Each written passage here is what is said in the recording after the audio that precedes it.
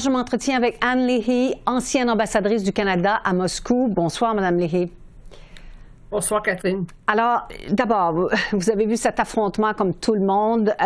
Est-ce qu'on peut savoir déjà, est-ce qu'on peut réfléchir à quelles sont les conséquences de cet affrontement aujourd'hui entre Donald Trump et le président Zelensky, à la fois sur l'Ukraine, mais sur le monde également? En effet, c'est assez remarquable. Ma première réaction, ça va peut-être vous surprendre, c'est que c'était du théâtre. Il y a plusieurs personnes à qui ça s'adresse. Je pensais en particulier au premier ministre anglais qui venait de faire une visite chez M. Trump pour parler de garanties que possiblement l'Europe pourrait offrir. Et il y a eu le président Macron un petit peu plus tôt. En fin de semaine, M. Starmer a convoqué une réunion de certains pays européens. Il y a un autre sommet sur l'Ukraine qui est convoqué pour le 6 mars. Donc, les Européens vont avoir à décoder exactement qu'est-ce qui ressort de cet échange entre le président Trump et le président Zelensky. J'ai aussi remarqué aujourd'hui que le président Poutine avait dépêché son secrétaire du Conseil de sécurité de la Russie en Chine. Il a été reçu par le président de la Chine, ce qui est déjà significatif, et le ministre des Affaires étrangères, et qu'une grande partie des échanges ont porté sur l'Ukraine. Alors, on voit que ça s'active vraiment sur plusieurs fronts. C'est assez inhabituel, je crois. En tout cas, je ne suis pas spécialiste de la Maison-Blanche, mais c'est assez inhabituel de voir se dérouler devant les médias un échange aussi à vif. Donc, le président Trump a voulu cela. Et le président Zelensky en a profité aussi parce que ça doit sûrement... il est obligé de réagir de la façon dont il l'a fait, étant donné la situation dans laquelle se trouve l'Ukraine. Donc, pour son auditoire à la maison en Ukraine, je crois que ça le présentera comme un chef qui tient vraiment aux intérêts des Ukrainiens, donc des gens et de sa nation. Oui, le seul jusqu'ici à s'être opposé de cette façon, M. Trump, publiquement en tout cas. Alors vous dites, c'était un peu du théâtre. Est-ce que vous avez vraiment l'impression que c'était prémédité de la part de Donald Trump? Certainement la mise en scène. Et ce qui en sortirait, et je crois que Trump étant chez lui à la Maison-Blanche, il peut pas sortir perdant. Alors, j'ai lu très rapidement, là, juste avant d'entrer avec vous au studio, la déclaration qu'a fait M. Trump et se présente comme celui qui veut la paix et il dit quand M. Zelensky sera prêt, nous pourrons parler de la paix. Oui. Alors, je crois que oui, que c'était arrangé pour qu'il y ait cette discussion directe, mais aussi pour montrer que M. Trump est celui qui est en charge. Oui, mais il y a quelque chose, on ne peut pas s'empêcher de se dire qu'il y a quelque chose qui relève de l'humiliation là-dedans, parce qu'il y avait une certaine arrogance dans le ton. Monsieur Trump a répété à plusieurs reprises, vous devriez nous remercier, vous nous devez beaucoup, sans nous, vous n'êtes rien. Alors, que penser de cette attitude-là? Est-ce que M. Trump cherchait, d'une certaine façon, un peu à écraser le président Zelensky? C'est une négociation très dure, mais il n'y a rien de caché dans ça. Les cartes étaient sur table. Ça fait très longtemps que M. Trump dit que les Européens devraient s'occuper de la sécurité en Europe et donc devraient, en d'autres mots, s'occuper de l'Ukraine, que les États-Unis cherchent à s'en retirer. Ils sont intéressés à la reconstruction, sont intéressés aux matières premières, parce que ça va à l'avantage de M. Trump et aussi à l'avantage de son agenda vis-à-vis de la Chine.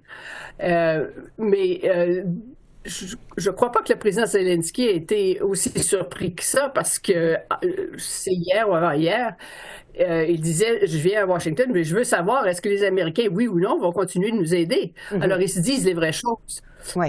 Alors, vous dites qu'il y a beaucoup de choses qui se passent en ce moment, visite en Chine, etc.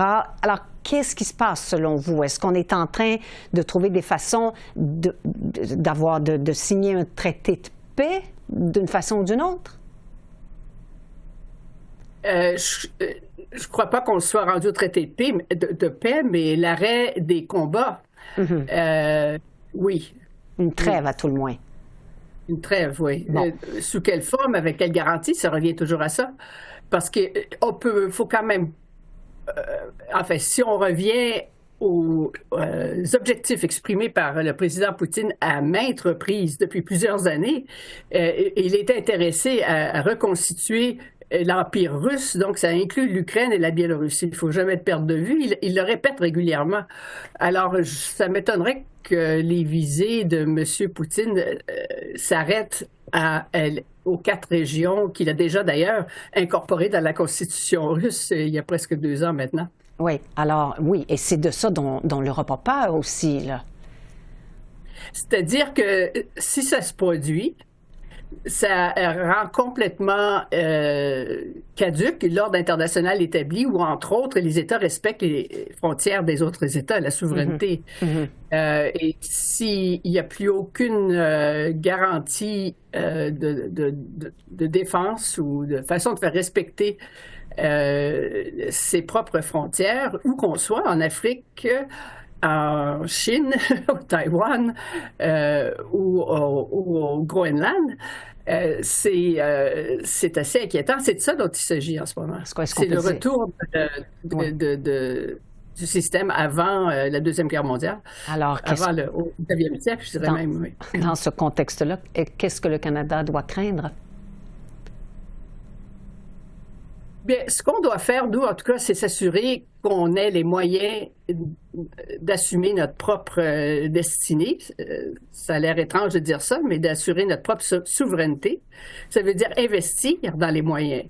Une partie des critiques qui nous sont adressées sont assez justifiées.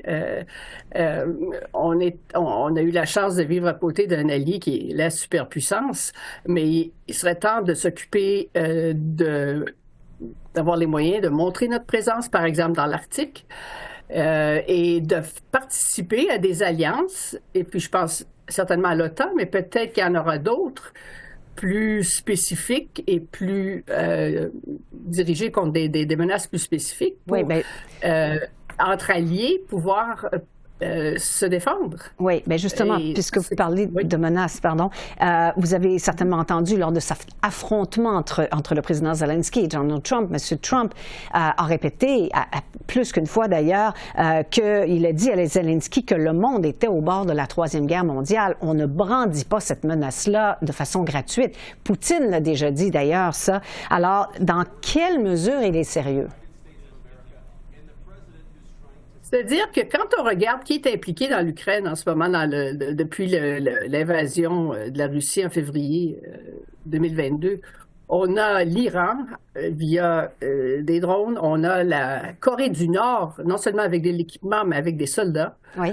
On a l'Inde et la Chine indirectement par le détournement de sanctions, pour contourner les sanctions plutôt. On est sorti du cadre strictement européen. Il y a toujours Taïwan qui est sur l'agenda. Il y a ce qui se passe au Moyen-Orient. Alors, le pape François a une expression qui est la troisième guerre en morceaux. Des petits morceaux ici et là, des petits conflits ici et là, mais je crois qu'effectivement, il y a une menace, oui. Oui. Madame Léhy, c'est malheureusement tout le temps qu'on a. On aurait pu en discuter encore bien longtemps. Merci beaucoup d'avoir répondu à nos questions. Merci.